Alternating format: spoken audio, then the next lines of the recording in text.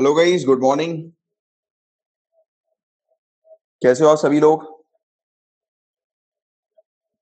मेरी आवाज अगर आपको प्रॉपरली आ रही है तो रिप्लाई जरूर करिएगा। एंड बाय द वे, 29 जुलाई 2020 ये पहला दिन था जिस दिन मैंने पहला लेक्चर जो है वो मतलब इस चैनल पर अपलोड किया था। एक्चुअली ये चैनल बहुत पहले ही मैंने बना लिया था। ये चैनल जो था ये मेरा पर्सनल चैनल ही था पहले। फिर इसको मैंने कन्वर्ट कर दिया था। तो जैसे आप चैनल के अबाउट मी सेक्शन पर जाएंगे तो मेरे ख्याल से 2011 या 12 का साल जो है वो दिखाई देगा, क्योंकि बहुत पहले मैंने इसको बनाया था। और बट फिर पिछले साल जो है वो एजुकेशन से रिलेटेड मतलब की वाले वीडियोस जो है वो इस चैनल पर मैंने डालना शुरू कर दिए थे, अपने पर्सनल चैनल पर। तो आज अपने चैनल का हैप्पी बर्थडे। सो जो भी स्टूडेंट्स काफी मतलब समय से जुड़े हुए हैं तो सेलिब्रेशन, और अभी भी जुड़े हैं तो भी आप सभी लोग के लिए सेलिब्रेशन का टाइम है कि अपना अपने चैनल का हैप्पी बर्थडे आज। राइट, चलो एनीवेज ऑडिबल हूं ना? चलो वेरी गुड। तो फिर अपन सेशन को शुरू कर लेते हैं। होपफुली सभी स्टूडेंट्स तो आ ही गए हैं। राइट, और चलो स्टार्ट करते हैं। तो आज क्या क्या टॉपिक हम लोग पढ़ने वाले हैं गाइस? तो देखो, आसाम मिजोरम बॉर्डर डिस्प्यूट के बारे में हमने पहले ही डिस्कस कर लिया है। कल होपफुली मैंने एक लेक्चर अपलोड किया था, आप सभी लोगों ने उस लेक्चर को कवर कर लिया होगा।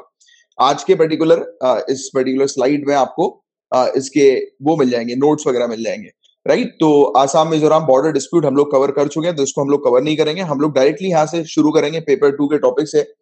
International north south transport corridor, इसको हम लोग डिस्कस करने वाले हैं। देन पेपर 3 के टॉपिक्स की तरफ आगे बढ़ेंगे हम लोग। काजेस या फिर KASEZ जिसको हम लोग कहेंगे, स्पेशल इकोनॉमिक जोन। तो ये पहला ग्रीन इंडस्ट्रियल सिटी जो है वो इंडिया की बन चुकी है, पहली ग्रीन इंडस्ट्रियल सिटी। 84 कोस, 84 कोस जिसको बोलेंगे हिंदी में ही, यानी कि 84 इंग्लिश में नहीं उसको यूज करेंगे, उसको बोलेंगे 84 कोस परिक्रमा मार्ग। ठीक है, तो जो भी इंग्लिश मीडियम से स्टूडेंट है 84 नहीं कहना है, हम लोग को 84 कहना है, 84 कोस परिक्रमा मार्ग। तो वो क्यों कहना है आगे चल के बताऊंगा मैं आपको।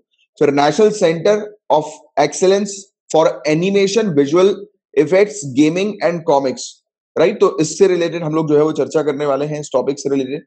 फिर त्रिपुरा आगरवुड पॉलिसी के बारे में हम लोग डिस्कस करेंगे। ये ड्राफ्ट है बट फिर भी we will going to discuss this policy. Right, क्योंकि इंपॉर्टेंट है ये काफी ज्यादा, स्पेशली आगरवुड ये इंपॉर्टेंट है। और क्लीन गंगा फंड, तो देखिए national mission for clean Ganga और इससे रिलेटेड कई बार टॉपिक्स जो है वो पूछे मतलब आ रहे हैं, मतलब न्यूज में देखने को मिल रहे हैं, तो ये काफी इंपॉर्टेंट टॉपिक बन जाता है। तो इसके बारे में फिर से अगेन एक बार रिवीजन टाइप का कर लेंगे, क्योंकि पहले कई बार इसके बारे में डिस्कस कर चुके हैं हम लोग।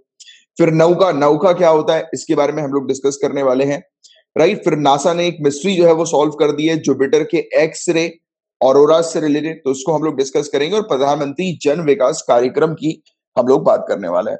राइट, तो चलो फिर समय ना वेस्ट करते हुए लेक्चर को शुरू करते हैं। पेपर 1 से रिलेटेड कोई टॉपिक नहीं है, डायरेक्ट पेपर 2 के टॉपिक की तरफ आगे बढ़ेंगे। बट ये वाला टॉपिक हम लोग ऑलरेडी कवर कर चुके हैं आज के, मतलब आपके पास जो इसका PDF आएगी तो उसमें आपको उसके नोट्स मिल जाएंगे। राइट, तो चलो स्टार्ट करते हैं हम लोग। International north south transport corridor. तो ट्रांसपोर्ट कॉरिडोर है, एक बात तो हमें क्लियरली पता लग रही है कि ये ऐसा कॉरिडोर है जिसमें सामान जो है, गुड्स जो है वो एक लोकेशन से दूसरी लोकेशन की तरफ जाएंगे, मतलब कि किसी प्रकार की रोड कनेक्टिविटी या फिर मैरीटाइम कनेक्टिविटी की पॉसिबिलिटी बात हो रही है। तो हम लोग एक अभी अगर इस टॉपिक को के अंदर घुसे भी ना तो भी इस पर्टिकुलर टाइटल से समझ सकते हैं कि एक कनेक्टिविटी रोड की जो है वो यहाँ पर बात हो रही है। ठीक है, तो कभी भी जब भी टॉपिक किसी को पढ़ो तो उसके टाइटल को बस थोड़ा सा देखा करो, उससे क्लियरिटी मिल जाती है। अब देखिए बहुत ध्यान से सुनना, यहाँ पर बात हो रही है यदि, यदि पाकाफुस, पाकिस्तान अफगानिस्तान उज्बेकिस्तान रेलवेज, यदि पाकाफुस रेलवेज जो है, राइट, इसका निर्माण करने की योजना से मध्य एशिया आउटरीच प्रयासों के संदर्भ में भारत का international north south transport corridor निरर्थक हो जाता है, तो भारत को अपनी रणनीति फिर से तैयार करनी पड़ सकती है। पॉइंट नंबर 1, यदि पाकाफुस, ठीक है, यदि पाकाफुस हमें जो देखने को मिलता है PAKAFUZ, राइट, अगर ये सक्सेस हो जाता है तो इंडिया का international north south transport corridor जो है वो फेल हो जाएगा। राइट, और अगर ऐसा होगा तो इंडिया को सेंट्रल एशिया के लिए जो है वो दूसरे मतलब कुछ अलग स्ट्रैटेजीज बनानी होंगी। ठीक है, तो ये वाली पॉइंट एक आपको क्लियर है इस पेज में। ये चीज मतलब स्टेप बाय स्टेप चलना इस टॉपिक में, इंटरनेशनल रिलेशन का काफी इंपॉर्टेंट टॉपिक है ये भी। राइट, और अब देखिए पाकाफुस, पाकाफुस प्रस्ताव जो है ये हम लोग को पाकाफुस प्रपोजल देखने को मिल रहा है। इसके तहत 573 किलोमीटर लंबी एक रेलवे परियोजना प्रस्तावित की गई है। तो पाकाफुस एक रेलवे प्रोजेक्ट हम लोग को देखने को मिल रहा है। First point to be noted, किन किन कंट्रीज का रेलवे प्रोजेक्ट है? तो पीए के मतलब पाकिस्तान तो हम लोग को देखने को मिल ही रहा है, एएफ यानी कि अफगानिस्तान, और यूजेड यानी कि उज्बेकिस्तान। तो ये तीन कंट्री के नाम जो है वो अच्छे से ध्यान रखिएगा, क्योंकि इससे रिलेटेड क्वेश्चन आ सकता है। तो ये रेलवे लाइन जो है ये बना रहा है। कभी कभी ऐसा भी क्वेश्चन आ सकता है कि पाकाफुस क्या बताओ, तो 4-5 ऑप्शन लिखे रहेंगे, उनमें से एक रेलवे लिखा रहेगा, तो उस ऑप्शन को आपको मार्क करना है।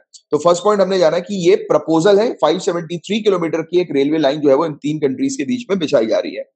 और ये रेल परियोजना उज्बेकिस्तान की राजधानी ताशकेंत को अफगानिस्तान की राजधानी काबुल और पाकिस्तान के उत्तरी शहर पेशावर से जोड़ती है। तो ये वाला पॉइंट भी थोड़ा सा ध्यान में रखना है। यहाँ पर अगर बताया है, यहाँ पर राजधानी की बात हो रही है, राइट, और दोनों की, और तीसरे के मतलब नॉर्थ जो सिटी है उसकी बात हो रही है। तो ये क्लियरिटी रखो थोड़ी सी आप, राइट। और इस परियोजना से भारतीय हितों, देखो इंडियन इंटरेस्ट की यहां पर बात हो रही है। मैंने आपको कहा है कि हर जगह इंटरेस्ट जो है उसको हम लोग को फोकस करते हुए चलना है। कल इस पर मैंने एक बहुत अच्छी चीजें आप लोग को बताई थी। होपफुली आपने कल का सभी लोगों ने लेक्चर सुना होगा, देखा होगा। जिन्होंने नहीं देखा है तो रेगुलर बेसिस पर अटेंड किया करो, क्योंकि इस एग्जाम में आपकी कंसिस्टेंसी ही जो है वो इस एग्जाम को क्रैक करवाएगी। तो कंसिस्टेंट रहो अपनी प्रिपरेशन में, राइट। अब देखो, इस परियोजना से भारतीय हितों पर असर पड़ने की संभावना डेफिनेटली पड़ेगी। अगर यहां पर एक रूट जो है, कनेक्टिविटी रूट, ये तीन कंट्रीज के बीच में स्टैब्लिश हो जाता है, तो इन तीन कंट्रीज क्या करेंगी? इवन चाइना के रिलेशन इन कंट्रीज के साथ अच्छे हैं, तो उसके बाद हम लोग को क्या देखने को मिलेगा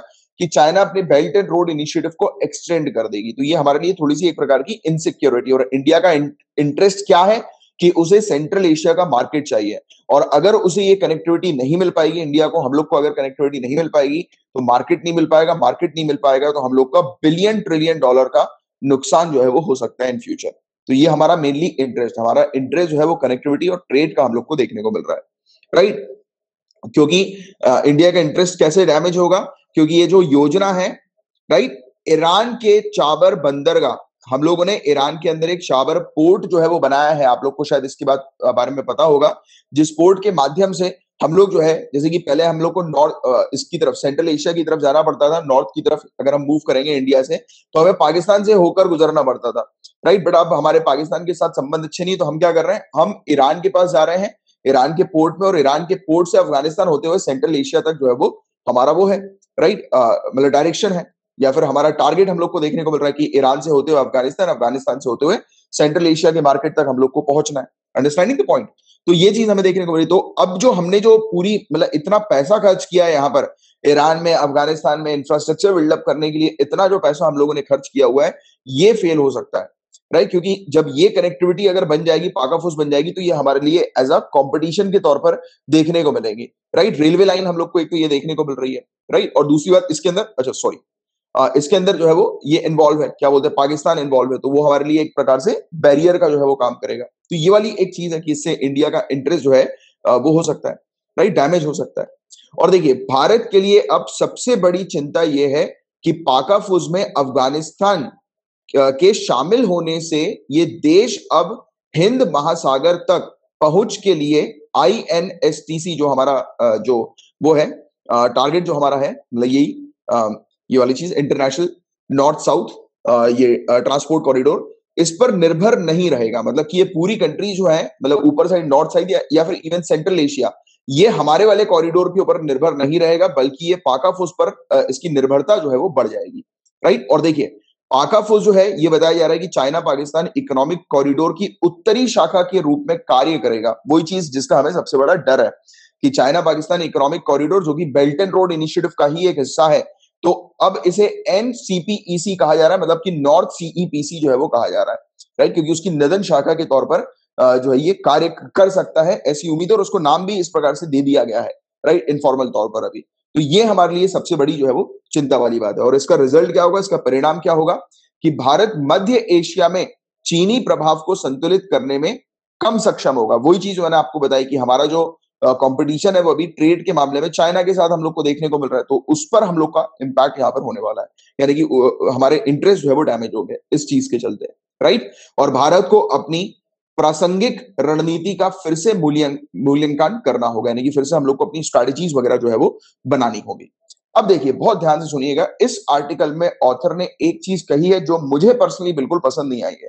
आपको अगर आए तो आप अपने मेल्स में लिख सकते हैं, बट बाकी मुझे तो एट प्रेजेंट नहीं आई है, उसका मैं आपको बताऊंगा अभी। तो देखो, मध्य एशिया पर, सेंट्रल एशिया पर ध्यान केंद्रित करने के बजाय, अब देखिए ऑथर बोल रहा है कि सेंट्रल एशिया पर ध्यान केंद्रित करने की बजाय भारत को मतलब अपना अधिक समय, ध्यान और प्रयास इंडो पैसिफिक, भारत प्रशांत क्षेत्र के एफ्रो यूरेशियन रिमलैंड इसमें अपनी पहुंच बढ़ाने के लिए समर्पित करना चाहिए। इस क्षेत्र में भारत के पास यूरेशियन हार्टलैंड की तुलना में काफी अधिक अवसर है। मतलब ऑथर यहां पर यह बोल रहा है कि जो हमें जो है वो यहां से, यानी कि अफगानिस्तान वाले एरिया से, ईरान वाले एरिया से, मतलब इन शॉर्ट सेंट्रल एशिया से हमें अपने ध्यान को हटा देना चाहिए और इंडो पैसिफिक क्षेत्र में अपने ध्यान को केंद्रित करना चाहिए। बिल्कुल ऐसा नहीं होना चाहिए। और एट प्रेजेंट की अगर हम लोग बात करें तो बिल्कुल भी नहीं करना है हम लोग को ऐसा, राइट? क्योंकि एट प्रेजेंट अफगानिस्तान के अंदर एक वैक्यूम है और ये सब कंट्री जो है वो चाह रही है कि अफगानिस्तान को पॉलिटिकली जो है वो इन्फ्लुएंस करें, राइट? और इस बीच अगर हम लोगों ने सेंट्रल एशिया से अपना ध्यान अगर खींच लिया तो उसका कॉस्ट जो है वो बहुत ही ज्यादा होने वाला है इन फ्यूचर, राइट? हमारे ऊपर बहुत भारी पड़ने वाली है वाली गलती। तो ये वाली चीज तो मैं बिल्कुल भी नकारता हूं। और आप लोग के क्या व्यूज है, आप भी अपने व्यूज जो है वो बता सकते हैं डेफिनेटली, राइट? बट अभी नहीं, अभी लाइव के दौरान बताना, आराम से सोच के बताना, क्योंकि मुझे तो पर्सनली ऐसा लगता है ऐसा बिल्कुल नहीं करना चाहिए, हमारी सबसे बड़ी गलती होगी। एट प्रेजेंट तो हमें नेगोशिएट करना चाहिए अफगानिस्तान के साथ, राइट? और इसी क्षेत्र पर, सेंट्रल एशिया वाले क्षेत्र पर अपनी कमांड हमें बिल्डअप करनी चाहिए एकदम से।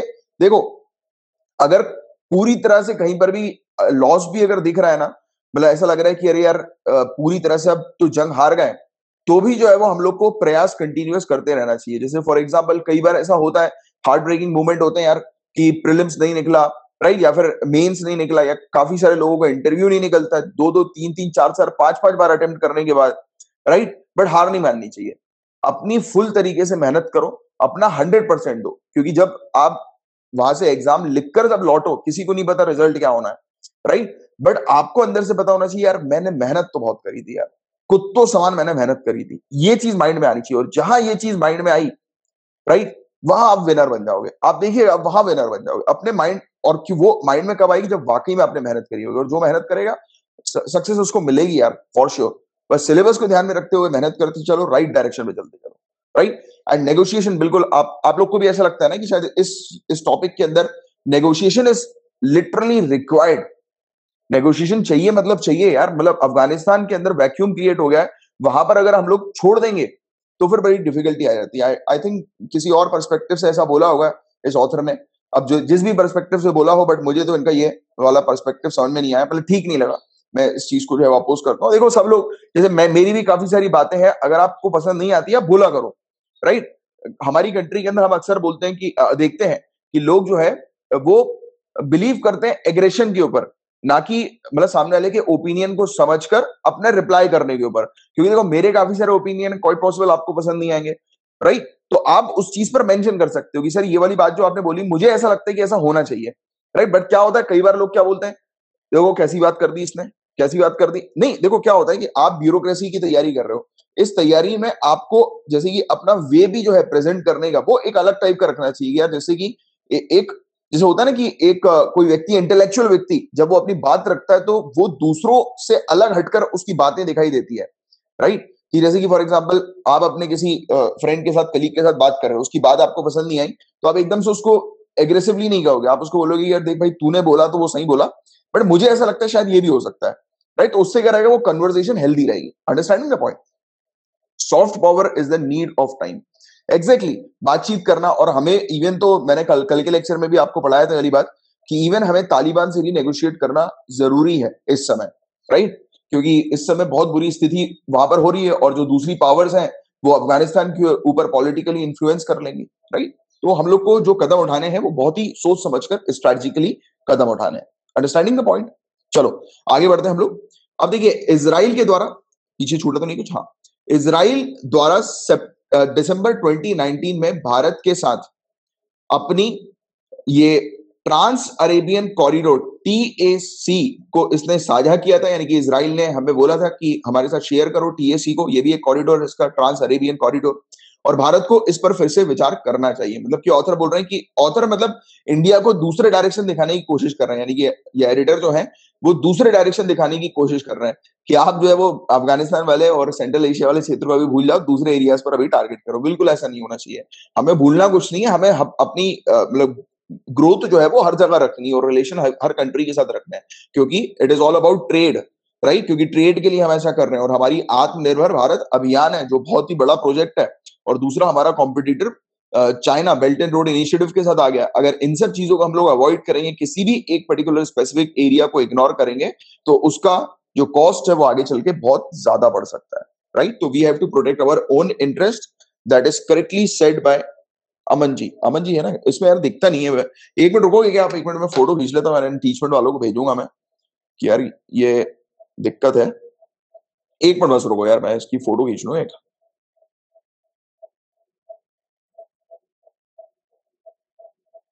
चलो वेरी गुड।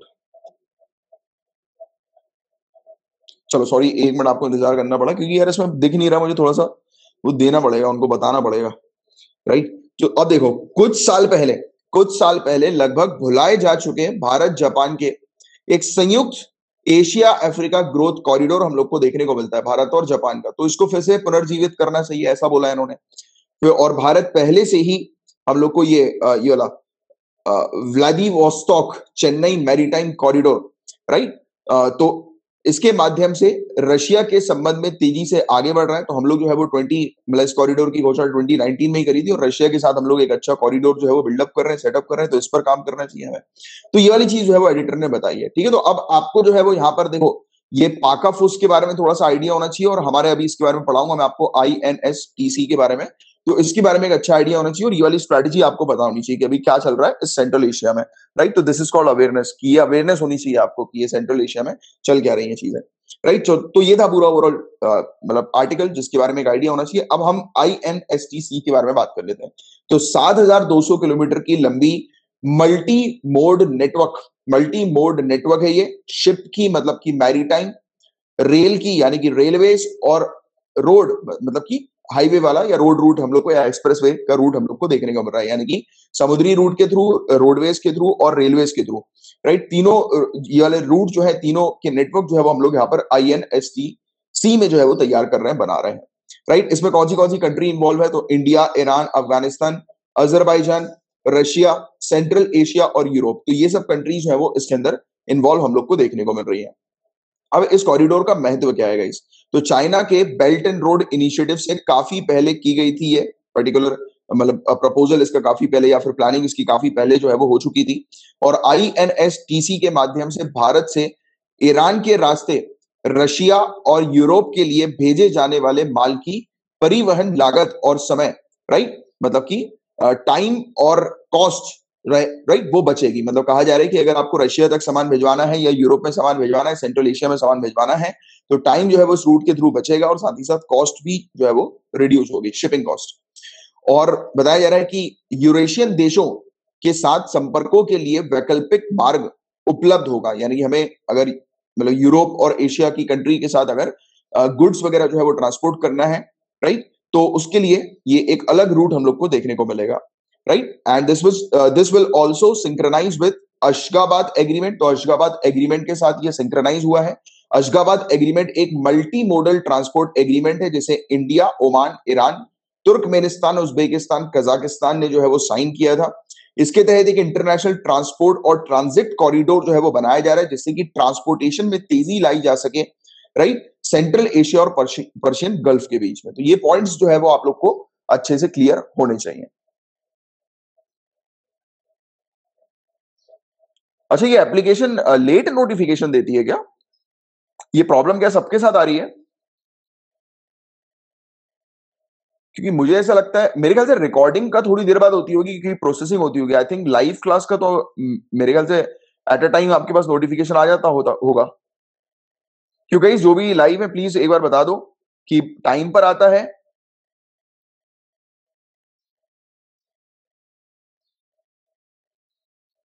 कई बार क्या होता है गाइस, आप लोग का है ना टाइम पर आता है ना? हाँ, टाइम पर आता है।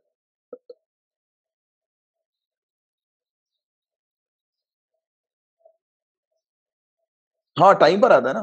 तो गाइस देखो कई बार क्या होता है, आप लोग का इंटरनेट का कुछ इश्यू होता है ना, दैट्स व्हाई आल्सो जो है ये थोड़ा-सा दिक्कत आ सकता है। आप एक बार ट्राई किया करो, इंटरनेट को मतलब उसमें ऑन करके रखा करो। कई बार होता है नेटवर्क के चलते, या फिर मे बी आपने नोटिफिकेशन बंद करके रखे हो या डिले करके रखा हो अपनी सेटिंग्स में। एक बार उसको चेक कर लेना, क्योंकि मैं तो हमेशा अपने नोटिफिकेशन को ऑफ ही करके रखता हूँ। और स्पेशली कब, जब मैं पढ़ा रहा होता हूँ या खुद कुछ चीजों के ऊपर रिसर्च कर रहा होता हूँ। आप भी किया करो ऐसे, जब भी पढ़ाई कर रहे हो डू नॉट डिस्टर्ब के मोड पे डाल दिया करो। एक मोड आता है उसमें डू नॉट डिस्टर्ब का, उसमें कोई भी पॉपअप्स नहीं आएंगे, कोई भी नोटिफिकेशन नहीं आएंगे, क्योंकि ये सबसे बड़ा डिस्ट्रैक्शन होता है। राइट, एक बार प्लीज चेक कर लेना आप, क्योंकि वैसे होना नहीं चाहिए। अगर होती है ये प्रॉब्लम तो सभी के साथ ही होती है ना। तो चलो एनीवेज, तो ये वाला टॉपिक अपना कंप्लीट हो गया है। होपफुली आपको ये टॉपिक अच्छे से समझ में आया होगा। किसी को कोई किसी प्रकार का डाउट है तो पूछ लो।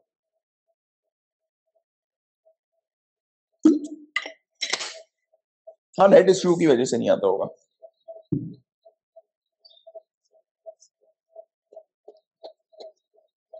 चलो आगे बढ़े हम लोग। अब पेपर 3 के टॉपिक्स की तरफ आगे बढ़ रहे हैं guys. KASEZ, right, KA special economic zone, पहला ग्रीन इंडस्ट्रियल सिटी इंडिया का ये हम लोग को देखने को मिल रहा है। Kandla special economic zone, KA यानी कि Kandla, Kandla special economic zone. Right, तो ये चीज आप थोड़ी सी ध्यान में रखिएगा। ओल्डेस्ट, सबसे पुराना एक्सपोर्ट जोन हमारी कंट्री का ये हमें देखने को मिल रहा है। पहला ग्रीन इंडस्ट्रियल सिटी बन चुका है। अब मुझे एक चीज ये बताओ, ग्रीन इंडस्ट्रियल सिटी से मतलब क्या क्या सोचोगे आप? ग्रीन इंडस्ट्रियल सिटी से मतलब क्या दिमाग में आ रहा है कि कैसी होगी ये सिटी? अब देखो, ग्रीन ज्यादातर हम लोग उपयोग करते हैं दो पर्पस के लिए, एक रिन्यूएबल के लिए, या फिर प्लांटेशन हो रहा है, राइट, उसके लिए एफॉरेस्टेशन के लिए हम लोग उपयोग करते हैं। यस, पॉल्यूशन फ्री, राइट, तो उसके लिए हम लोग उपयोग करते हैं। तो वैसे ही मतलब आप जब भी जैसे कोई टॉपिक पढ़े, मैंने आपको हमेशा बताता हूँ पहले टाइटल पर थोड़ा सा ध्यान दे दिया करो। तो ये उसी प्रकार की चीज है, राइट। इसे प्लैटिनम रेटिंग मिल गई है IGBC ग्रीन सिटीज रेटिंग के तहत, राइट, प्लैटिनम रेटिंग इसको मिल गई है। और स्पेशल इकोनॉमिक जोन जो है, इसने अपने ग्रीन कवर को बढ़ाया, point to be noted, green cover को, यानी कि प्लांटेशन किया है इसने। 68 प्रजाति पेड़ों की, राइट, इसने यहां पर उगाई है, और 28 वेराइटीज चिड़ियाओं की अट्रैक्ट करी है, राइट। और एक टाइम पर ये जगह जो थी वो बिल्कुल सॉल्ट पैन के तौर पर हमें देखने को मिलती थी, कोई भी वेजिटेशन नहीं था, यानी कि किसी भी प्रकार के पेड़ पौधे नहीं थे। और आज की डेट में बहुत सारे पेड़ इन्होंने लगा दिए हैं, और ज्यादातर इनके पेड़ इन्होंने प्लांट किए हैं 2019 के बाद। और ये मियावाकी फॉरेस्टेशन मेथड के थ्रू किया है। अब देखो, यहां पर आपसे क्वेश्चन एक प्रीलिम्स में सिंपल सा ये बनेगा कि मियावाकी मेथड किससे एसोसिएटेड है। 4-5 ऑप्शन दे देंगे आपको। फॉरेस्टेशन थोड़ा सा ध्यान में रखना है, मियावाकी मेथड, क्योंकि देखो अभी इस समय कोरोना वायरस को खत्म करने के लिए काफी सारे ऐसी पॉलिसीज आई हैं, मेथड्स वगैरह आए हैं, स्ट्रेटेजीज आई हैं, राइट। तो उसमें आपको कंफ्यूज करेंगे। आपको ऑप्शन में एक ऑप्शन देखिएगा, अगर ये वाला क्वेश्चन आएगा इस प्रकार का, तो कोरोना वायरस का मेंशन रहेगा, क्योंकि जो पेपर बनाते हैं वो इसी प्रकार की सोचते हैं, ऐसी चीज है, राइट। तो आप ये वाली चीज थोड़ी सी ध्यान में रखना। मियावाकी किससे एसोसिएटेड है? तो फॉरेस्टेशन से एसोसिएटेड है। और IGBC green cities rating system, ये एक वॉलंटरी और कंसेंसस बेस्ड प्रोग्राम है, यानी कि एक तो वॉलंटरी है, यानी कि खुद की इच्छा से मतलब ये चलता है, मतलब कि अलग अलग जो जोन्स हैं उनको कैप्चर करता है, और अलग अलग इवन इंडस्ट्रीज भी जो है, या फिर इंडस्ट्रियल जोन जो है, वो अपने आप को जो है वो नॉमिनेट करते हैं, राइट। और सहमति से कंसेंसस के ऊपर बेस्ड ये प्रोग्राम हम लोग को देखने को मिलता है। पहली ऐसी रेटिंग इंडिया के अंदर हमें देखने को मिल रही है जो कि एनवायरमेंटल सस्टेनेबिलिटी को मतलब एग्जिस्टिंग सिटीज के अंदर एड्रेस करने का काम करती है, देखती है कि कहां पर कितना पोल्यूशन है, उसके बाद फिर अपनी रिपोर्ट देती है। अब देखो, ये वाली जो चीज है ना, ये आपके लिए इंपॉर्टेंट नहीं है, क्लियरली मैं बता दूं, क्योंकि इससे रिलेटेड क्वेश्चन नहीं आएगा। बट फिर भी आपको ये पता होना चाहिए कि इंडियन ग्रीन बिल्डिंग काउंसिल जो है, ये CII confederation of Indian industry का पार्ट है, जिसे 2001 में बनाया गया था। आप तो सिर्फ ये वाली चीज ध्यान में रखो, पहली ग्रीन इंडस्ट्रियल सिटी इंडिया के अंदर कौन सी है? तो कंडला स्पेशल इकोनॉमिक जोन, ये हम लोग को देखने को मिल रही है, ठीक है। तो ये वाली चीज आप थोड़ी सी ध्यान में रखिएगा। अब बताओ, किसी को कोई किसी प्रकार का डाउट?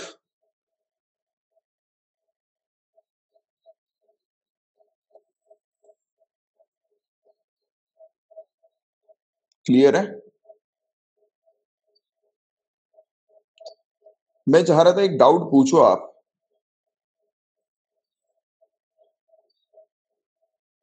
कि sir Kandla special economic zone है कहां पर? आपने ये तो नहीं बताया। बताओ जरा, किसी को पता है तो। किसी ने डाउट नहीं पूछा तो आप लोग बताओ अब। कहां पर है? गुजरात, चलो बहुत बढ़िया। पता है, पता है, मतलब स्टूडेंट को पता है, इसलिए नहीं पूछा। राइट? पूछ लिया करो, ऐसे भी थोड़े बहुत अगर कुछ लगे ना तो एक बार पूछ लिया करो, क्योंकि मैंने भी अभी देखा इसके अंदर मेंशन नहीं था, तो मैंने भी उसको सर्च कर लिया और बिल्कुल आपने सही लिखा कि ये गुजरात के अंदर हम लोग को देखने को मिलता है। ठीक है, कंडला स्पेशल इकोनॉमिक जोन, ये वाला पॉइंट भी ध्यान में रखना। राइट, तो ये वाली चीज ध्यान में रखिएगा। गांधी धाम लिखा हुआ है, मैन्युफैक्चरर इन गांधी धाम गुजरात। ठीक है, तो ऐसी चीज थोड़ा ध्यान में रखा करो। और कंडला पोर्ट तो वैसे भी फेमस है, आप तो उससे जान ही चुके होंगे। हाँ बिल्कुल, एग्जैक्टली आपने ये चीज लिखी है, बिल्कुल सही। राइट, बट फिर भी जैसे कई बार होता है ना, कुछ स्टूडेंट को आइडिया नहीं रहता, पता नहीं रहता, अब क्या पता कंडला नाम से कहीं और आ गया है ये इंडस्ट्रियल जोन। राइट, तो वो भी एक पॉसिबिलिटी हो सकती है ना, एक पॉइंट पॉइंट का अगर हम लोग देखें, अगर इस पर ध्यान ना दे तो। राइट, तो ये मिस भी हो सकता है।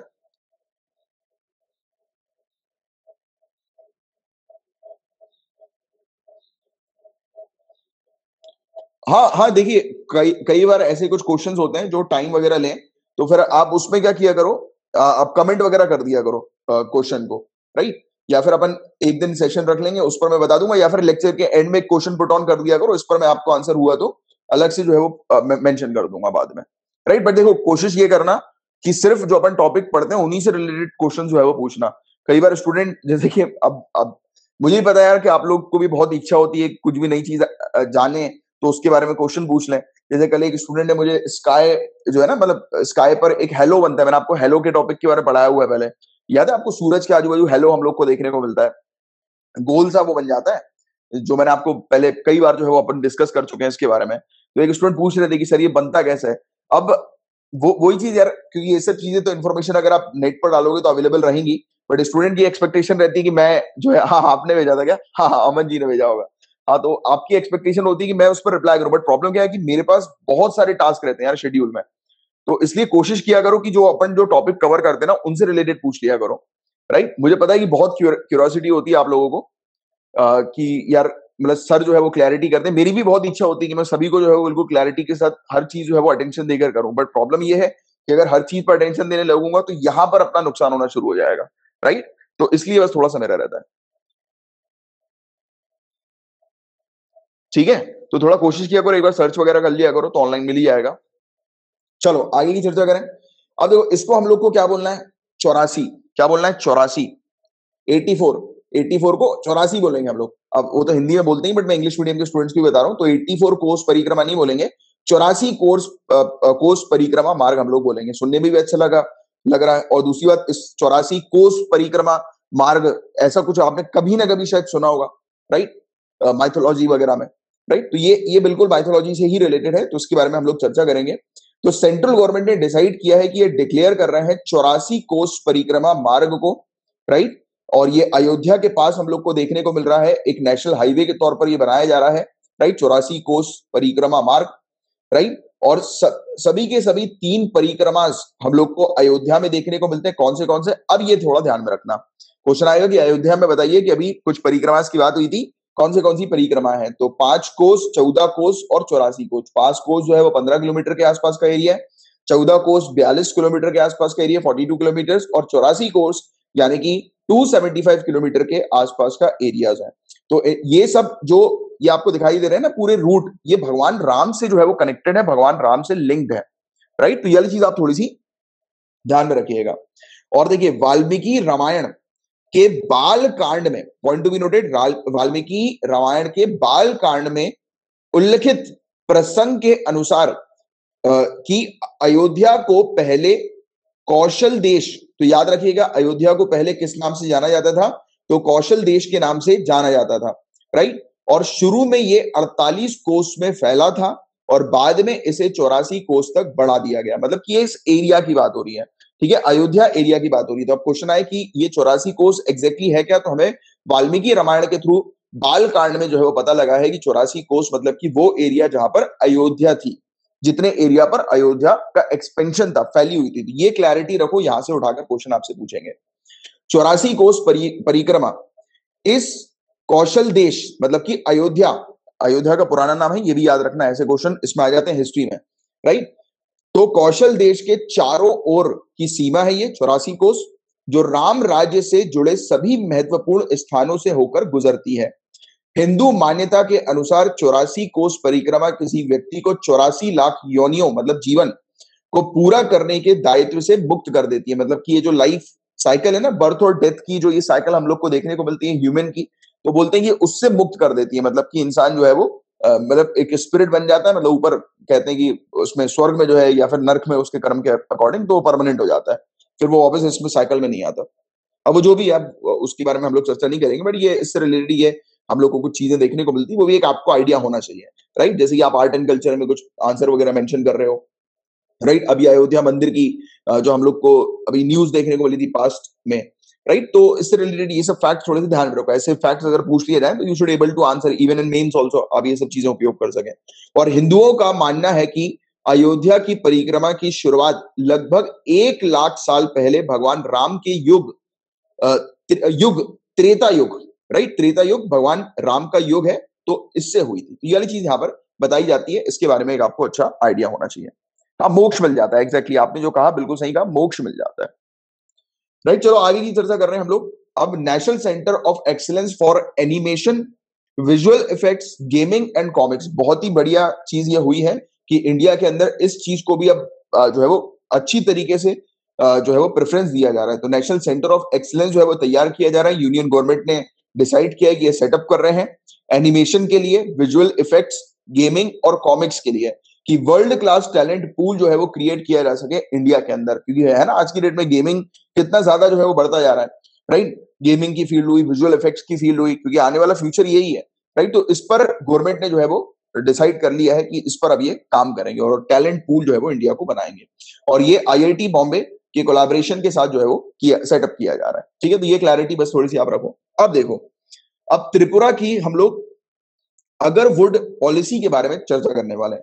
ये ड्राफ्ट है और ड्राफ्ट मैंने आपको बताया हुआ है कि ये इंपॉर्टेंट होता नहीं है, बट हम लोग को थोड़ा सा जानना जरूरी होता है, क्योंकि इससे एक आइडिया लगता है सरकार किस डायरेक्शन में काम कर रही है। बट इस पर्टिकुलर टॉपिक के अंदर अगर वुड हमारे लिए इंपॉर्टेंट है, राइट? तो इसमें बताया जा रहा है कि अगर वुड बिजनेस को प्रमोट करने के लिए ये ड्राफ्ट बनाया जा रहा है। इसमें 2000 करोड़ की इकोनॉमी 2025 के अंदर ही अंदर त्रिपुरा की बनाने पर प्लानिंग चल रही है। ये प्रोजेक्ट की कॉस्ट 100 करोड़ रुपए, 100 करोड़ रुपीस जो है वो बताई जा रही है, और आत्मनिर्भर भारत और वोकल फॉर लोकल इनिशिएटिव जो केंद्र का है उसका ये पार्ट यहां पर बताया जा रहा है। अब देखिए, अगर वुड जो है ये है क्या, इसके बारे में मैं आपको बताता हूं। अगर वुड, इसका साइंटिफिक नेम थोड़ा सा ये ध्यान में रख लीजिएगा, राइट? एक्विलारिया मेलाकेंसिस, एक्विलारिया मेलाकेंसिस, राइट? तो ये इसका हम लोग को ये साइंटिफिक नेम देखने को मिलता है। तो अगर वुड का जो तेल है, राइट, तो ये लिक्विड गोल्ड, इसको लिक्विड गोल्ड कहा जाता है अगर वुड के तेल को। अब लिक्विड गोल्ड कह दिया तो गोल्ड की कीमत तो कितनी ज्यादा हम लोग को देखने को मिलती है, तो वो कीमत से ही इसको लिक्विड गोल्ड कहा गया है, क्योंकि इसका मात्र 1 लीटर कितना होता है यार? हमारे आपके सामने एक टेबल में आपकी जो बॉटल रखी होगी 1 लीटर की या 2 लीटर की हो सकती है कुछ लोगों की, जैसे ज्यादातर लोग 1 या 1.5 लीटर की बॉटल रखते हैं। तो 1 लीटर की बॉटल जो आपकी रखी हुई है, सिर्फ उतना मान के चलो तेल कितने का है? 5 लाख रुपए का यार, सिर्फ इतना सा तेल 5 लाख रुपए का। तो सोचो कितना, मतलब कितना बड़ा बिजनेस क्रिएट कर देगा त्रिपुरा के लिए, राइट? और आईयूसीएन के अंदर इस पर्टिकुलर पेड़ को क्रिटिकली एंडेंजर्ड की कैटेगरी में रखा गया है। और अगर वो पेड़ जो है गाइस, ये north eastern India, Bangladesh, Bhutan और कुछ पार्ट साउथ ईस्ट एशिया का है, उसका हिस्सा हम लोग को देखने को मिलता है। और एवरग्रीन ट्री है ये, और 40 मीटर तक ये ग्रो कर सकता है। अब मेरा आपसे आज के लिए टास्क है, जब खाना वाना खा लो, आप थोड़ा सा रिलैक्स करो, तब सर्च करना अगरवुड जो है वो किन किन चीजों में हेल्पफुल होता है, उपयोगी होता है, यानी कि आप इसका इस्तेमाल जो है इसके तेल का किन किन चीजों में कर सकते हो, इसके बारे में थोड़ा सर्च करना। और उसके बाद परफ्यूम्स में एग्जैक्टली और भी किन चीजों में किया जा सकता है, तो उसका आप जो है वो सर्च करने के बाद मेंशन करना, अपने पास नोट्स में भी लिख लेना और देखना है। बहुत बढ़िया है यार, 5 लाख रुपए आप देखो। और वैसे तो ये तो एक तरह से कहा जाए, मैं तो 1 लीटर के परफ्यूम की जैसे जिक्र किया अभी, आई थिंक अमन जी ने किया। इसमें क्या दिखता नहीं है यार, वो इसमें उनको कंप्लेन करनी पड़ेगी। तो देखो, अमन जी हैं शायद, तो इन्होंने मेंशन किया है परफ्यूम। और आपको बता दें कि इस परफ्यूम की तो मैं बता रहा हूँ ना, बिल्कुल 10 ml का कई बार 4-4, 5-5 लाख रुपए का बिकता है, मात्र 10 ml। बहुत महंगे होते हैं यार परफ्यूम। चलो, ये वाला टॉपिक तो क्लियर है, सिर्फ इतनी चीज बस आप थोड़ी सी ध्यान में रखना। अब क्लीन गंगा फंड्स की हम लोग चर्चा कर रहे हैं, क्लीन गंगा फंड्स। तो national mission for clean Ganga, इस टॉपिक को हमने मेरे ख्याल से 2-3 दिन पहले ही कवर किया है, बट फिर भी आगे आई है। तो बताया जा रहा है कि 20,000 करोड़ रुपीस का ये प्रोग्राम था, इसको 2014 में शुरू किया गया था गंगा नदी को साफ करने के लिए। और इस प्रोग्राम में अभी तक 15,074 करोड़ 15,074 करोड़ रुपीस जो है वो एलोकेट किए जा चुके हैं। राइट। और इसमें से मात्र 10,974 करोड़ या फिर इसका 1/3 हम लोग को देखने को मिल रहा है, जो कि फाइनेंस मिनिस्ट्री के द्वारा रिलीज किया गया है। और फर्दर उत्तर प्रदेश, राइट, को सबसे ज्यादा फंड मिला है, फिर बिहार को मिला है, फिर वेस्ट बंगाल को, फिर उत्तराखंड को। तो बट कितना कितना मिला that you don't need to remember, बस ये ऑर्डर एक उत्तर प्रदेश का ध्यान रखो कि इस फंड मतलब इसमें उत्तर प्रदेश को जो है वो बड़ा मिला है, राइट। क्या चीज लीगल की बात कर रहे हो आप sir? Is it legal in India? Legal मतलब आगरवुड के लिए है, आगरवुड को नहीं। आई थिंक नहीं, देखो सरकार ऑब्वियसली बात है यार, सरकार इसके ऊपर लाइसेंस देगी जरूर, क्योंकि इतना इसका ग्लोबल मार्केट इतना बड़ा है, तो वो सरकारी लाइसेंस के अंडर ही ये रहेगा इसकी प्रोसेसिंग, राइट। क्योंकि अगर लॉजिकली देखें ना, इतना बड़ा मतलब इसमें कॉस्ट इतनी ज्यादा इन्वॉल्व है, और जहां पर इतनी कॉस्ट इन्वॉल्व होती है तो सरकार उसको वैसे तो देखो यार, बिजनेस जो है वो सभी प्रकार के कोई भी आप बिजनेस ले लो, बिजनेस का तो आपको लाइसेंस बनवाना पड़ेगा ही, बिजनेस करना है तो, राइट, अंडरस्टैंडिंग द पॉइंट।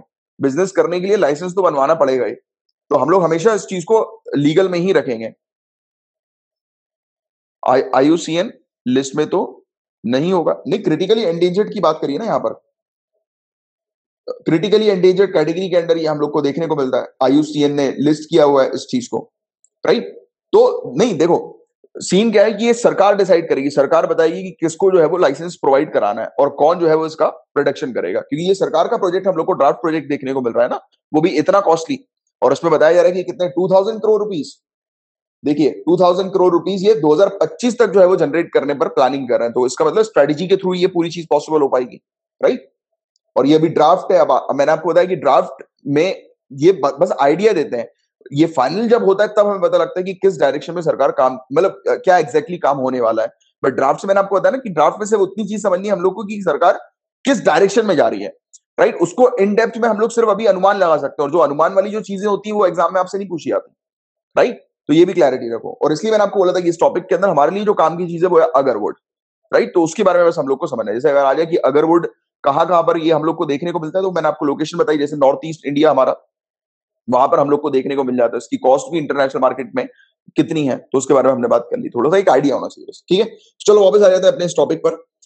तो ये वाली चीज हमने देखी कि सबसे ज्यादा फंड जो है वो उत्तर प्रदेश को मिला है, और as of June 30 1040.63 crore rupees जो है वो इस पर्टिकुलर प्रोग्राम के तहत एनएमसीजी के पास अवेलेबल बताया जा रहा है, राइट। और बाकी इस प्रोग्राम के बारे में आपको बताइए कि गंगा नदी को जो है वो साफ करना है, राइट, डोमेस्टिक सीवेज को ट्रीट करना है, सॉलिड वेस्ट को ट्रीट करना है, तो इसके बारे में कई बार हम लोग डिस्कस कर ही चुके हैं। अब यहाँ पर आओ, आप यहाँ पर मेन कुछ फैक्ट्स आपको ध्यान में रखने हैं। National mission for clean Ganga के अंदर तो एक सोसाइटी के तौर पर इसको रजिस्टर किया गया था सन 2011 में, सोसाइटीज रजिस्ट्रेशन एक्ट 1860 के तहत। ये एक्ट करती है national Ganga river basin authority, ध्यान सुनिए, national Ganga river basin authority, जो कि आज की डेट में नहीं है, इसको रिप्लेस कर दिया गया। किसने रिप्लेस किया है, आंसर बताओ मुझे, जल्दी से आंसर बताओ कि national Ganga river basin authority को किसने रिप्लेस किया है, किस बॉडी ने रिप्लेस किया है। तो ये इसी बॉडी की एनजीआरबीए की एक इंप्लीमेंटेशन बॉडी के तौर पर ये national mission for clean Ganga हमें देखने को मिलती है, राइट। और अब ये बॉडी हट गई है, इसकी जगह पर हम लोग को नेशनल गंगा काउंसिल देखने को मिल रही है। तो वो जो है वो अब नेशनल गंगा काउंसिल की हम लोग को इंप्लीमेंटेशन बॉडी जो देखने को मिलती है, national mission for clean Ganga बताई जाती है, राइट। और इसको हम लोग national council for rejuvenation protection and management of river Ganga के नाम से जानते हैं, ठीक है। तो ये वाली चीज आप लोग थोड़ी सी ध्यान में रखिएगा, राइट। तो ये था पूरा ओवरऑल टॉपिक जिसका एक आपको आइडिया होना चाहिए। अब हम लोग बात करेंगे नौका के बारे में। नौका क्या है, और रशिया जो है गाइस ये आईएसएस यानी कि इंटरनेशनल स्पेस स्टेशन, मेरा फेवरेट टॉपिक है। तो यहां पर जो है वो नौका को भेजने वाला है। अब आप देखो ये है नौका। अब नौका सिंपल सॉर्टेड तरीके से ये ध्यान में रखना कि जैसे कि अगर हम जैसे इसको कनेक्ट करें इंडियन वर्ड से, तो नौका बोलते हैं ना, नाव, नाव को भी नौका बोलते हैं कुछ लैंग्वेज में कि नौका है, राइट। तो ये ऐसी नौका है जो कि स्पेस में ले जा रहा है रशिया, राइट, मतलब स्पेस में ले जाएगा और उसको सेटअप कर देगा। तो आईएसएस के साथ, इंटरनेशनल स्पेस स्टेशन के साथ ये जोड़ने वाला है। अब ये जो नौका जो है मतलब कि रशिया का, तो इसके अंदर साइंटिस्ट रिसर्चर जो है वो काम करेंगे, ऑपरेट करेंगे। आपको पता है कि इंटरनेशनल स्पेस स्टेशन के अंदर हमें देखने को मिलता है कि रिसर्च एक्टिविटी चलती है, साइंटिस्ट रिसर्चर्स जो है वो रिसर्च करते हैं, राइट। तो ये वाली चीज आप थोड़ी सी ध्यान में रखिएगा। तो नौका जो है गाइस इसे लॉन्च किया जा रहा है, मतलब अभी गया है 21 जुलाई को बाइकोनूर बाइकोनूर कॉस्मोड्रोम जो कजाकिस्तान में है। तो मतलब यानी कि बाइकोनूर कॉस्मोड्रोम जो कजाकिस्तान में है वहां से इसको लॉन्च किया गया। अब देखो कॉस्मोड्रोम की बात हो रही है, अब आप मुझे बताओगे कॉस्मोनॉट कॉस्मोनॉट जो है किस कंट्री के एस्ट्रोनॉट है?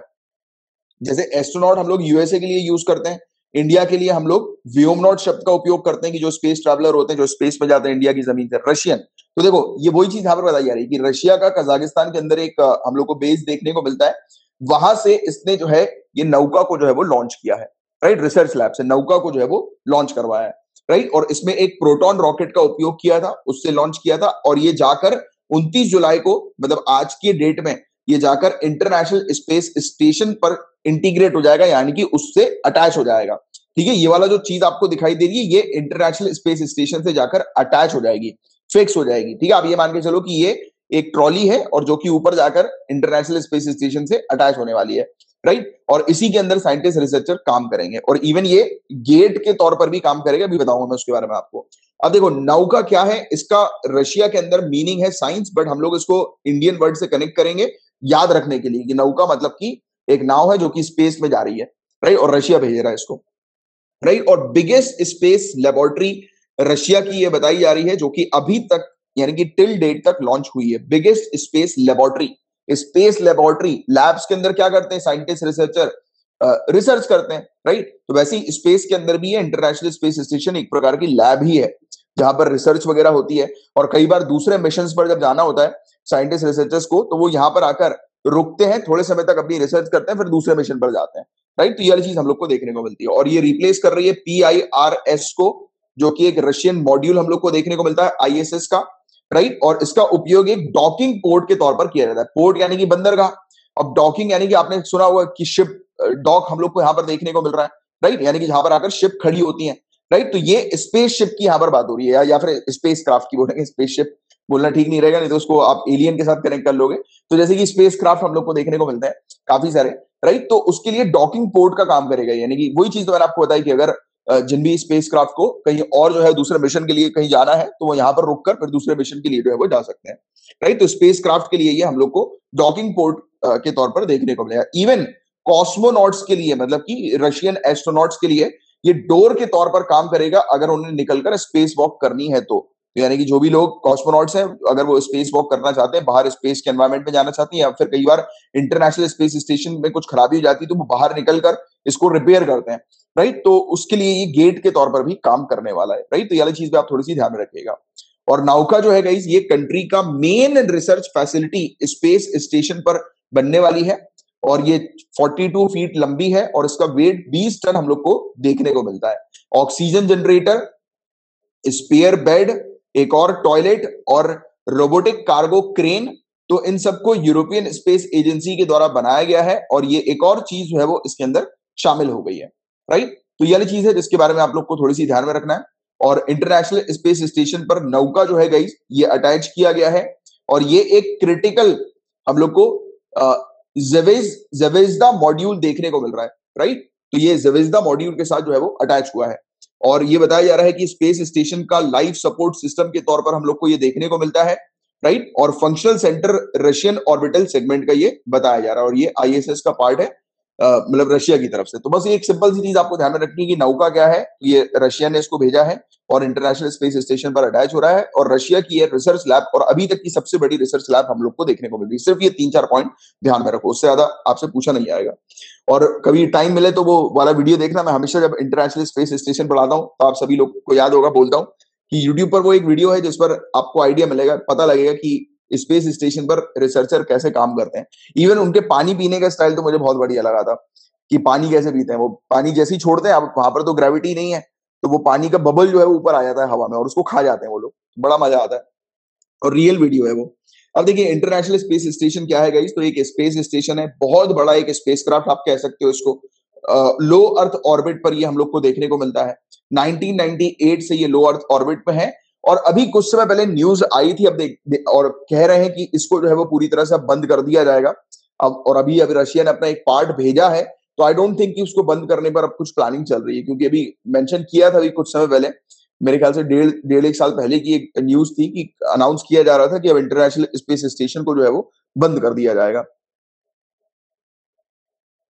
ठीक है, तो आगे हाँ, ब्रश स्टाइल भी बहुत यूनिक है, बहुत सारी स्टाइल बहुत यूनिक है यार वहां पे इंटरनेशनल स्पेस स्टेशन पे। अब देखो 5 पार्टिसिपेंट, ये पॉइंट याद रखना क्योंकि आईएसएस का टॉपिक पिछले एक साल में बहुत बार आ चुका है, तो आप थोड़ा ध्यान में रखना कि इंटरनेशनल स्पेस जो हम लोग को स्टेशन देखने को मिलता है तो वो किन किन कंट्री ने मिलकर उसे बनाया है या किन किन कंट्री का कॉन्ट्रीब्यूशन है।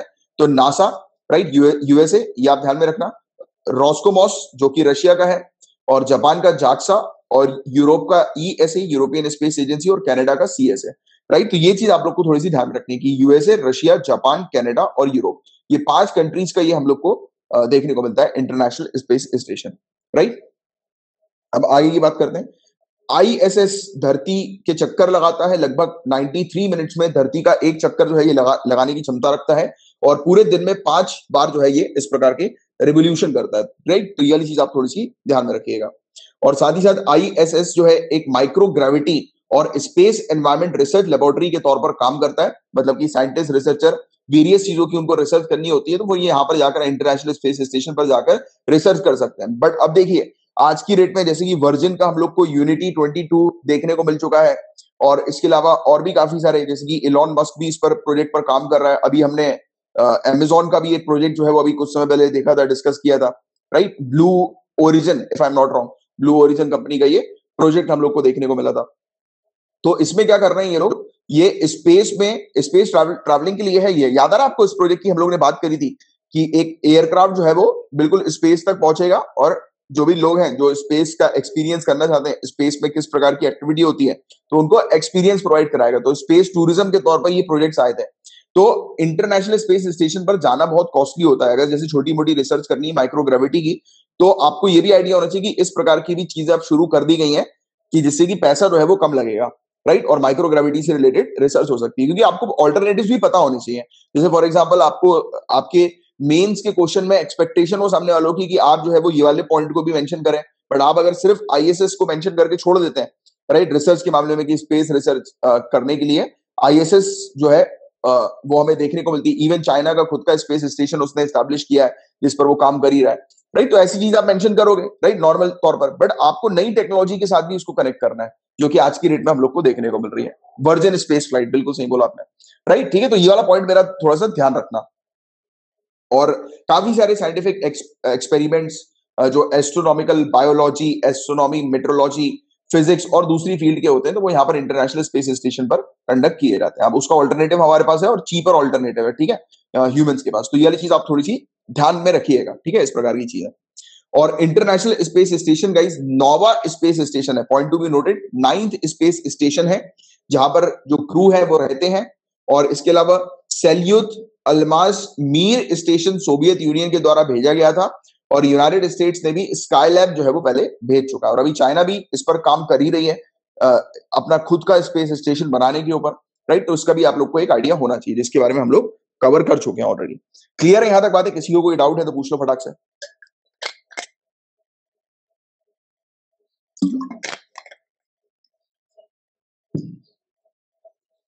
कल मैं बैंक गया था यार पापा के साथ किसी काम से। आज की डेट में देखो इतनी, मतलब बैंक अपने आप को इतना बचा के रखने की कोशिश में है और लोग मानने को तैयार नहीं है। जैसे एनपीए बहुत ज्यादा हो गया, नॉन परफॉर्मिंग एसेट हम लोग को बहुत ज्यादा बैंक में देखने को मिल रहा है। कल मैं गया था पापा के साथ किसी काम से बैंक में, तो एक व्यक्ति आया, अब मैं कुछ फॉर्म भर रहा था, मैंने देखा भी ना कौन था, पीछे व्यक्ति आया, वो उससे पूछ रहा था, जैसे होता ना कि डेस्क जो होती है पूछताछ करने वाली, तो उनसे पूछ रहा था कि भैया लोन मिलेगा क्या? अभी हमने सुना है कि जिनको कोरोना वायरस हुआ है उनको लोन मिल रहा है। तो वो है, ऐसी स्कीम भी है, पता है कि 15, मतलब कुछ जिनको कोरोना वायरस हुआ है तो विद इन 15 डेज अगर वो अप्लाई करेंगे तो उनको कुछ अमाउंट लोन के तौर पर मिल जाएगा। बट लोग लिटरली जो है वो लोन के चक्कर में वो होते जा रहे हैं, खतरनाक होते जा रहे हैं, भयानक, कि किसी भी प्रकार से लोन जो है वो मिल जाए। और बैंक बचना चाह रही है कि एनपीए ना हो जाए बैंक बैंक राइट। तो और अच्छा हो गया, मतलब जैसे कि अपनी सरकारी बैंक वगैरह है, एसबीआई वगैरह, क्योंकि मैं जिस ब्रांच में भी कल गया था मुझे तो बहुत अच्छा एनवायरमेंट लगा उनका, बातचीत भी अच्छे से करते हैं, मतलब सब सुनते हैं ना हम लोग कि अरे यार वो सरकारी बैंक सही नहीं होता, बट अब बहुत अच्छे रिफॉर्म्स आ गए, बहुत अच्छे हो गए बैंक्स वगैरह। चलो अब बात करते हैं नासा की। तो नासा ने एक मिस्ट्री जो है वो सॉल्व कर दी है, जुपिटर के एक्स रे ऑरोरास की, राइट। ऑरोरा क्या होता है आप बताओगे मुझे? ऑरोरा ऑरोरा क्या होता है? किसी को कोई आइडिया? एक हल्का सा बता दो।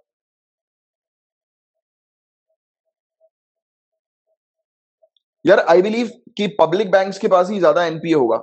अभी इसका फैक्ट, उसका डेटा जो है वो देखना पड़ेगा मुझे, बट मुझे ऐसा मानना है कि पब्लिक बैंक के पास ज्यादा होगा एनपीए, क्योंकि private bank non performing asset ज्यादा हो ही नहीं सकता प्राइवेट बैंक के पास, क्योंकि द रीजन बीइंग इज कि उनका मेन फोकस रहता है प्रॉफिट के ऊपर, राइट? प्रॉफिट जो है वो उनको बनाना है, तो इस प्रकार से वो अपना स्ट्रक्चर डिजाइन करते हैं कि वो ज्यादा रिस्क लेते नहीं है, राइट? और पब्लिक बैंक जो है हम लोग को वेलफेयर पॉइंट ऑफ व्यू से अगर हम देखें तो वेलफेयर के लिए भी काम करती है, तो कई बार वेलफेयर के चक्कर में ज्यादा एनपीए पब्लिक के पास ही होता है। तो लॉजिकली और एक्यूरेटली भी करेक्ट भी होगा, ये आप डेटा देखेंगे तो समझ में आ ही जाएगा आपको, पब्लिक बैंक के पास ज्यादा है। अब देखो, हाँ, लाइट इन स्काई, ये जो कलरफुल लाइट जो हम लोग को देखने को मिलती है स्काई में होती है। अच्छा, अब इंडिया के अंदर, अभी इस टॉपिक पे आएंगे, पहले कुछ क्वेश्चन पूछ लो आपसे क्योंकि ये टॉपिक पढ़ा हुआ है। आप मुझे पोलर लाइट्स, बिल्कुल सही कह रहे हो आप, northern light, polar light, but मैं, मेरी एक्सपेक्टेशन है कि आप बोलें ऑस्ट्रेलिस।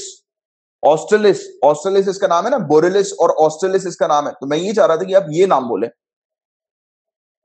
जैसे ऑस्ट्रेलिस हम लोग को सदर्न वाले में देखने को मिलता है, राइट? तो ऐसी नदन लाइट जो है या बोरेलिस हम लोग को इसमें देखने को मिलता है, ये नदन वाले हिस्से पर, और सदर्न वाले पर ऑस्ट्रेलिस, राइट? तो ये वाली चीज आप बोला करो इस प्रकार से, राइट? तो एक्सपेक्टेशन मेरी ये वही है कि अगर कोई भी, जैसे आपकी कॉपी चेक करेंगे तो उनकी एक्सपेक्टेशन होगी कि आप प्रॉपर उस चीज को मेंशन करें, राइट? तो इसको एक बार पढ़ लेना अच्छे से आप। मैं थोड़ी देर बाद इस पर आपको ऑस्ट्रेलिस, बिल्कुल सही कहा। अब देखो, मैं थोड़ी देर बाद आपको ये भेज दूंगा, मतलब इसका एक वीडियो जो है वो भेज दूंगा, ये ऑलरेडी मैंने बनाया हुआ है ये वाले लाइट के ऊपर, और ये नदन लाइट सदर्न लाइट्स के ऊपर, और ये कैसे बनती है, क्या कारण है इसके पीछे, तो उस पर मैंने बनाया हुआ, तो उस पर मैं आपको एक वीडियो जो है वो भेज दूंगा। बट अभी हम लोग इस पर आते हैं कि नासा ने क्या मिस्ट्री सॉल्व करी है, इसको आइए समझते हैं। तो जुपिटर, जुपिटर के पास गाइस ऑरोराज हम लोग को देखने को मिलते हैं, और दोनों ही पोल्स पर ऑरोराज हैं, जो कि अभी एक्स रेस को जो है वो एमिट कर रहे हैं, रिलीज कर रहे हैं। अब देखिए, हमने पढ़ा हुआ है कि जैसे धरती की अगर हम लेकर चलें या अर्थ की बात करें हम लोग, तो इसके नॉर्थ पोल और साउथ पोल पर हम लोग को देखने को मिलता है, और हमने पढ़ा है कि जो सोलार, जो वेव्स हम लोग को देखने को मिलती है, आती हैं सूर्य की तरफ से, जो हम लोग को वो देखने को मिलती है, सोलार जो वो आती है ना, वेव्स वगैरह हम लोग को देखने को मिलती हैं, राइट? तो वो आकर यहाँ पर टकराती हैं, और धरती के एटमॉस्फेयर पे जैसे ही ये एंटर करती हैं, तो हमारी धरती की जो मैग्नेटिक फील्ड हम लोग को देखने को मिलती है, राइट? तो वो तो एक प्रकार से ये स्ट्रॉन्ग वेव से प्रोटेक्ट करके रखती है, बट कुछ हिस्सा हम लोग को देखने को मिलता है कि जिसके कारण, यानी कि अंदर तक जो है वो एंटर कर जाती है, यानी कि कुछ एरिया पर प्रोटेक्शन नहीं मिल पाती, मतलब इलेक्ट्रोमैग्नेटिक वेव से इसको, सूर्य की रेस को, यानी कि ये प्रोटेक्टेड नहीं हो पाती, थोड़ा सा अंदर एंटर करती है, और फिर हमारे एटमॉस्फेयर में आकर जो केमिकल रिएक्शन होता है, उस कारण से ये कलर्स हम लोग को देखने को मिलते हैं, राइट? ये लाइट्स हम लोग को ऊपर देखने को मिलती है, स्काई पर देखने को मिलती है, राइट? तो ये वाली क्लैरिटी तो आपको होगी ना, अभी मैं आपको वीडियो भेज दूंगा, अलग से लिंक प्रोवाइड करा दूंगा, तो फिर आपको और अच्छे से क्लैरिटी हो जाएगी, तो उस पर मैंने पूरी प्रॉपर तरीके से एक्सप्लेनेशन किया हुआ है। बट ये वाली चीज तो आपको पता होगी मेरे ख्याल से, अगर आपने एक भी बार पढ़ा होगा तो ये आपको आइडिया है ही, अगर नहीं है तो एक रिवीजन आपका होपफुली हो गया होगा कि आपको कनेक्ट करना है चीजों को, कि सूर्य की तरफ से हम लोग को एक वेव्स आती हुई नजर आती है, देखने को मिलती है, और फिर वो जब हमारी इसमें धरती के एटमॉस्फेयर पर आती हैं, तब केमिकल रिएक्शन होता है, और उस कारण से हम लोग को ये लाइट्स देखने को मिलती है। तो वैसे ही कुछ जुपिटर के अंदर भी हम लोग को देखने को मिलता है, तब जाकर ये लाइट होती है, बट जुपिटर के अंदर एक्सरे एमिट हो रही है, एक्सरेज हम लोग को दिखाई दे रही है, राइट? तो अभी बताया जा रहा है कि डेटा जो है वो कंबाइन किया गया जूनो मिशन का और यूरोपियन स्पेस एजेंसी के XMM न्यूटन मिशन का, इन दोनों का डेटा जो है वो मिक्स किया गया, राइट, सिंक्रोनाइज किया गया, और फिर सामने आया ये पूरा मामला कि क्या वजह है एक्सरे एमिट होने की।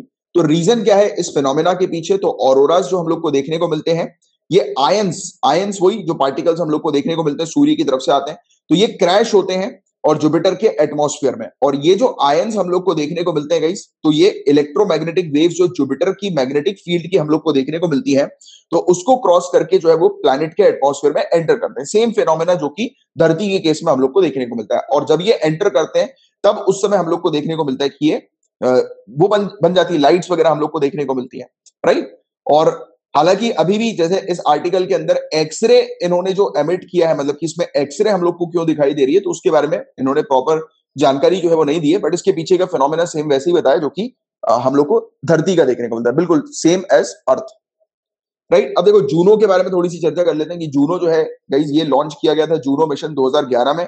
अब जूनो मतलब कि जुपिटर, तो जुपिटर के कंपोजिशन कैसे है, मतलब कि कैसा वो बना है, कैसे वो इवॉल्व हुआ है, राइट। तो उसको स्टडी करने के लिए इस मिशन को भेजा गया था, और ये पहला स्पेसक्राफ्ट हम लोग को देखने को मिला था गैलीलियो के बाद, जो कि जुपिटर के चक्कर लगाने के लिए, उसको स्टडी करने के लिए भेजा गया था।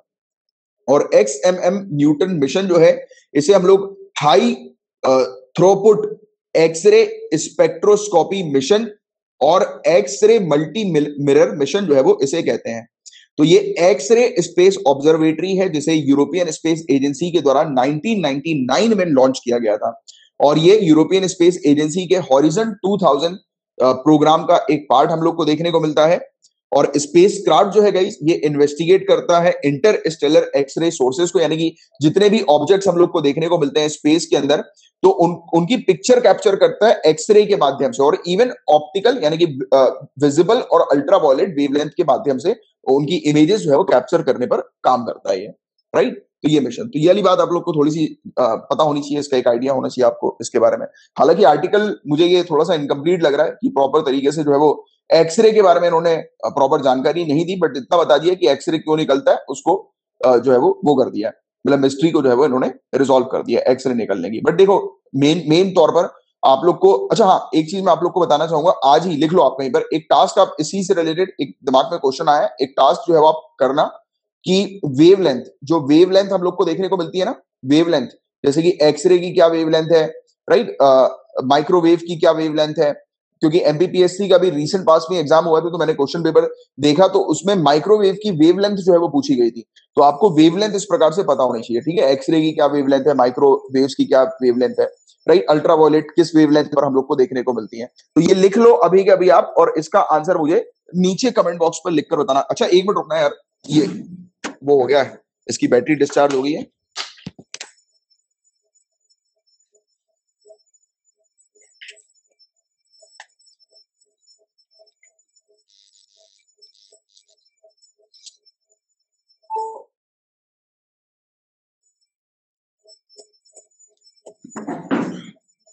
सॉरी, आज बिल्कुल इसको वो लगाना ही भूल गया था मैं चार्जिंग पे।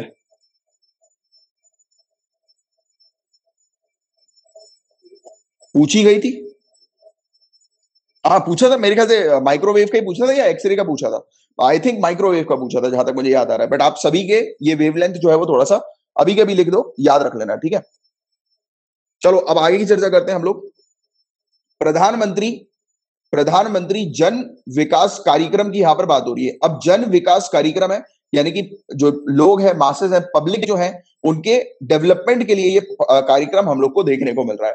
तो मिनिस्ट्री ऑफ माइनॉरिटी अफेयर्स ने इंप्लीमेंट किया है प्रधानमंत्री जन विकास कार्यक्रम को, और ये आइडेंटिफाइड माइनॉरिटी कॉन्सेंट्रेशन एरियाज, यानी कि जिन एरियाज पर माइनॉरिटीज रहती हैं, जिन एरियाज को आइडेंटिफाई किया हुआ है, तो उन एरियाज पर ये प्रोग्राम जो है वो अभी इंप्लीमेंट किया जा रहा है, राइट। तो launching is different, launch is different, क्योंकि लॉन्च जो है ये 2018 पर ही हो गया था, बट अभी इसको इंप्लीमेंट किया जा रहा है, राइट। और implement is very important thing, क्योंकि पॉलिसी तो बन जाती है बट वो इंप्लीमेंट नहीं होती, तो फिर उसका रिजल्ट जो है वो सामने आता नहीं है। तो अभी इसको इंप्लीमेंट किया, तो ये डिफरेंस आप थोड़ा सा ध्यान में रखना कि 2020 में ये स्कीम नहीं आई है, 2018 की ही है, राइट। और इससे पहले मल्टी सेक्टोरल डेवलपमेंट प्रोग्राम हमें देखने को मिलती थी, उसका नाम चेंज किया गया, उसके कुछ फीचर चेंज किए गए, और उसको प्रधानमंत्री जन विकास कार्यक्रम के नाम पर जो है वो रख दिया गया।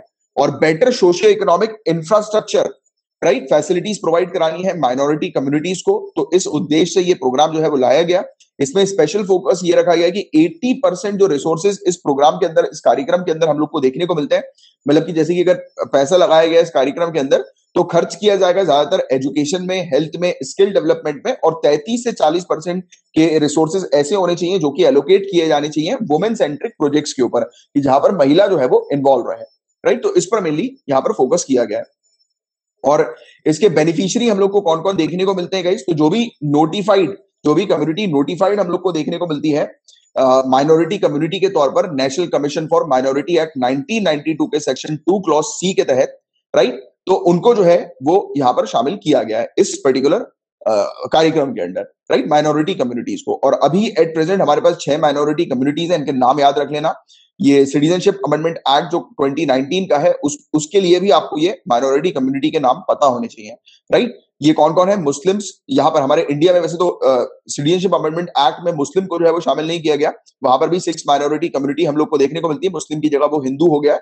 बाकी इंडिया के अंदर ये 6 माइनॉरिटी कम्युनिटी है, और सिटीजनशिप अमेंडमेंट एक्ट के अंदर ये एज इट इज पूरी की पूरी सेम है, बट मुस्लिम्स की जगह वहां पर हिंदू रखा गया है, क्योंकि जैसे कि बांग्लादेश, अफगानिस्तान और पाकिस्तान, यहाँ पर जो माइनॉरिटी कम्युनिटी है उनको जो है वो इंडिया के अंदर सिटीजनशिप ऑफर करने के लिए ये अमेंडमेंट आया था, राइट। अगर आप चाहो तो इसको रिवाइज कर लेना। ये मेरे ख्याल से कल या परसों ही मैंने इसके एक लिंक भी आप लोग को शेयर करी थी, जो टॉपिक मैंने बनाया हुआ है, राइट। हम लोग ने मेरे ख्याल से कल या परसों में सिटीजनशिप वाले टॉपिक को कवर किया था, OCI, if I am not wrong, overseas citizen of India के टॉपिक को कवर किया था, तब मैंने आपको ये वाला भी जो है वो वीडियो दिया था, राइट। तो देखो ये पूरी माइनॉरिटी कम्युनिटी है हमारे यहाँ, तो वो थोड़ा सा आप ध्यान में रखिएगा, ठीक है। नोटिफाइड माइनॉरिटी कम्युनिटी है, ठीक है। क्लियर है यहाँ तक बातें? और इसी के साथ अपना आज का सेशन फिनिश हो जाता है। और 1 साल पहले अपना ये सीरीज शुरू हुई थी इस चैनल पे। अब हुई तो थी गाइस, मतलब बहुत ही, क्या बताऊं आप लोग को, कि मैं अपसेट था। वैसे तो मैं शुरू नहीं करना चाह रहा था, बट मेरे फादर ने बोला था कि नहीं यार, तुझसे जो लोग जुड़े हुए हैं एटलीस्ट उनके लिए तू कर। और फिर मैंने शुरू कर दिया, मैंने उसी दिन जो है वो लेक्चर अपलोड कर दिया। अब हुई थी, अब जो भी दिक्कतें हुई थी, बट एक चीज है गाइस, लाइफ में कभी भी आप आपको एक सीख देना चाहता हूँ छोटी सी आज के दिन, क्योंकि वो सीख जो है वो मैंने, मतलब मैं ऐसा था ही हमेशा से कि मैंने कभी भी, जैसे कि लाइफ में आप जब कुछ चीज करते हो ना, मतलब कुछ भी चीज आप करते हो, तो लाइफ में किस टाइप से आपको समझाऊं कि मतलब कोई अगर आपको एक्सप्लॉइट करने की कोशिश करे ना, तो फिर जवाब देना आना चाहिए। मतलब इस तरीके से, मतलब किसी के दबाव में दबो मत, क्योंकि आप किसी के दबाव में दबोगे ना, तो ये वर्ल्ड ऐसा है कि एक्सप्लॉइट करेगा। और ये गलत नहीं, सभी सभी लोग जो है वो अपना चाहते हैं, अपना प्रोडक्शन सभी लोग चाहते हैं, सभी लोग जो है वो आगे ग्रो करना चाहते हैं। तो उस बीच जो है वो कई बार लोग जो है वो एक्सप्लॉइट भी करते हैं, जाने में अनजाने में, राइट। तो कभी भी आपके एफर्ट्स के लिए अगर आपको कोई एक्सप्लॉइट करे, तो कभी भी जो है वो एक्सप्लॉइटेशन झेलना नहीं है, कभी भी नहीं झेलना है। अमन जी लिख रहे हैं कि अच्छा, और एक और चीज मैं ये कहना चाहूंगा कि अपन महीने में एक दिन ऐसा रखेंगे, जैसे कि अभी अपन 31 को रखते हैं, एक क्लास ऐसी रखेंगे कि जिसमें सिर्फ अपन 30-40 मिनट्स, जो भी आपके जितने भी, जैसे इस प्रिपरेशन से रिलेटेड जो भी इश्यूज हो रहे हैं आपको, जैसे पढ़ाई करने में प्रॉब्लम आ रही है कई बार कि सर कंसिस्टेंसी कैसे बनाए, उस टाइप की अगर आपको प्रॉब्लम आ रही है, तो फिर जो है मतलब आपको उस पे वो करना चाहिए। मतलब अपन बात करेंगे, डिस्कस करेंगे। अभी क्या लिख रहे हैं स्टूडेंट्स कि सर बहुत ही सही सजेस्ट किया आपके पापा ने, स्टार्ट नहीं कर देता। अरे नहीं यार, ऐसा नहीं है, सब पहुंच जाता। अब देखो ये सब चीजें ऊपर वाला करता है, मैं तो उस पर बिलीव करता हूँ, मैं तो बाय हार्ट जो है वो ऊपर वाले पे बिलीव करता हूँ कि कहीं ना कहीं ऐसा रहता है कि आप और मैं, हम लोग जुड़े हैं। क्योंकि देखो मेरे साथ ये हुआ था कि जब ऐसी कंडीशन आई थी कि मुझे जो है वो अलग सेपरेट करना पड़ा कुछ, तब उस समय मैंने किसी को भी, पता है, मैंने किसी को भी खुद से शेयर ही नहीं किया, ना अपने चैनल को शेयर किया, ना कुछ भी नहीं किया। मैंने सिर्फ उठाया, अपना लेक्चर मेरा बना हुआ रेडी था, क्योंकि मुझे भी नहीं पता था कि ऐसा कुछ होने वाला है। मेरा लेक्चर रेडी था, उसके अंदर थोड़े एडिट किए मैंने, थोड़ा चेंजेस किए, और मैंने अपलोड मार दिया अपने चैनल पे। और जब अपलोड हुआ, मुझे उम्मीद भी नहीं थी कि 100 लोग देखेंगे कि नहीं देखेंगे, उम्मीद भी नहीं थी मुझे। और उसी के रात तक करीब 120 लोग ने देखा उसको, और फिर चैनल सब्सक्राइब हुआ। फिर मुझसे पूछा, और इवन जिन लोगों के पास मेरे पर्सनल नंबर थे, उन्होंने मुझसे कांटेक्ट करना शुरू किया। फिर उनको मैंने बताया, मैंने खुद से किसी को ये नहीं बोला कि यार अपना चैनल ये हो गया है, मतलब इस टाइप से। वो मेरे लिए सबसे बेस्ट था कि मेरे प्रोफेशन में इतना अच्छी चीज थी कि हाँ चलो ठीक है यार, मुझे स्टूडेंट्स ने रिकॉग्नाइज किया और ढूंढ कर वो, इवन जैसे कि अभी भी कई सारे स्टूडेंट्स के पास, मेरे जो पुराने मेरे स्टूडेंट्स हैं, ये आ जाता है, तो वो फिर मुझे बोलते हैं कि अरे यार सर, आपको कब से ढूंढना चाह रहे थे, हम मिले ही नहीं आप।